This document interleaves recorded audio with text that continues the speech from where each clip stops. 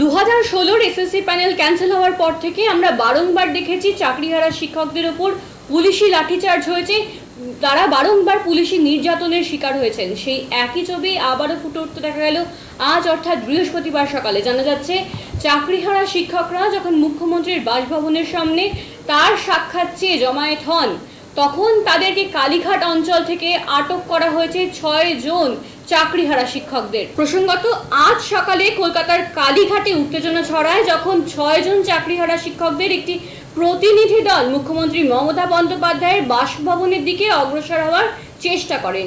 সকাল 9টায় কালীঘাটে পৌঁছাতেই তাদের উদ্দেশ্য ছিল মুখ্যমন্ত্রীর সঙ্গে দেখা করে তাদের দাবির কথা জানানো।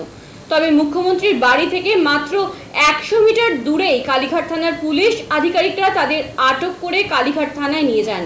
এই 6 জন চাকরিহারা শিক্ষকরা হলেন সঙ্গীতা সাহা, রূপা কর্মকার, স্মার্তি রায়, নূর আমিনা গুলশান, শিল্পী চক্রবর্তী এবং শাহানি নাজনীন। তাদের প্রধান দাবি কোনো রকম নতুন পরীক্ষা ছাড়াই আইনিভাবে তাদের পূর্বের চাকরিতে পুনর্বহাল করা হোক। এছাড়াও তাদের বক্তব্য যে যদি নতুন চাকরির বিজ্ঞপ্তি প্রকাশ হয় তবে সেই বিজ্ঞপ্তি প্রকাশের আগে তাদের সঙ্গে আলোচনা করা বাধ্যতামূলক। মনে করা হচ্ছে এই আটকের ঘটনায় চাকরিহারা শিক্ষকদের দীর্ঘদিনের বকেয়া দাবির প্রতি তাদের দৃঢ় অবস্থান আবারও স্পষ্ট হলো। আমাদের সময় দেয়নি, আমরা সেই কাজটা করতে এসেছি, ওনার সাথে দেখা করতে এসেছি।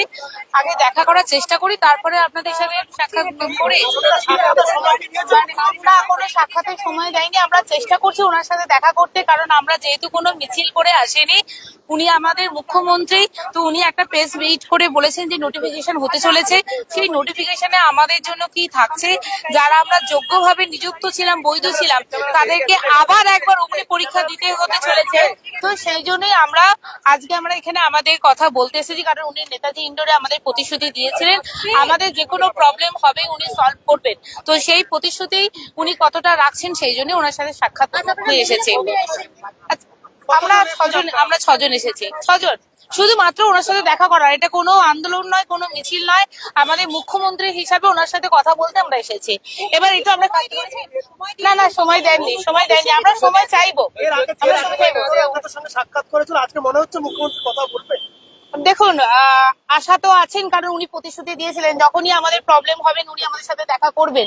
তো মুখ্যমন্ত্রী হিসাবে আমরা সেটাই জানবো যে উনি অবশ্যই, আমরা যেহেতু কোনো মিছিল করছি না, কোনো অ্যাজিটেশন করছি না, সিম্পল ওনার সাথে সাক্ষাৎ চাইছি, তো আশা করি সেই সাক্ষাৎটা আমরা পাবো। যে দাবিগুলো জানিয়ে আসছেন যে পরীক্ষায় বসবেন না বা নোটিফিকেশন মানছেন না, সেসব দাবি মুখ্যমন্ত্রীর সামনে তুলে ধরবেন। অবশ্যই, কারণ আমরা 7 বছর অলরেডি চাকরি করে নিয়েছি, আমরা একবার যোগ্যতার পরিচয় দিয়েছি, প্রমাণপত্র দিয়েছি, আবার আমাদের ওই জায়গায় ফিরে নিয়ে যাওয়া মানে সেই সীতার দুবার হচ্ছে অগ্নি পরীক্ষা। তো সেই বারবার অগ্নি পরীক্ষা তো হতে পারে না। তো সেই জায়গা থেকে ওনার সাথে কিভাবে এই জায়গাটাকে আমরা কিভাবে সলভ করতে পারি সেটাই। তো এবার আমরা যাই কাজটা করতে, কারণ উনি তো বেরিয়ে যাবেন। কিভাবে সম্ভব হবে, নিশ্চয়ই তো ওনার কোনো আধিকারিক থাকবেন, কোনো অফিসার থাকবেন, তো তাদের সাথে সেইভাবে কন্ট্যাক্ট করে কিভাবে ওনার সাথে সাক্ষাৎ করতে পারবো।